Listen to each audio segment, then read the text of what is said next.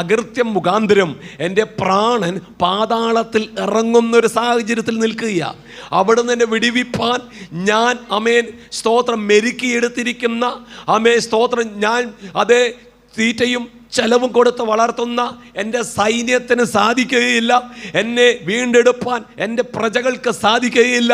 മരണപാശങ്ങൾ എന്നെ ചുറ്റുമ്പോൾ, പ്രതിസന്ധിയിൽ കൂടെ ഞാൻ കയറിപ്പോകുമ്പോൾ എന്നെ ജീവിപ്പാൻ, എന്നെ സൗഖ്യം നൽകുവാൻ, എന്നെ വീണ്ടെടുപ്പാൻ കഴിയുന്ന ഒരേ ഒരു നാമമേയുള്ളൂ.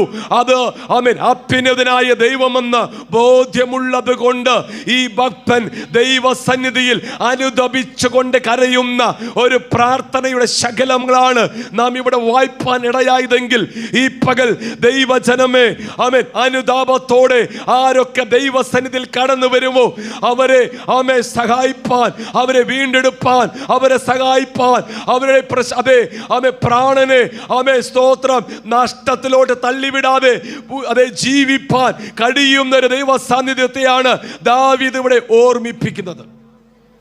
സ്തോത്രം.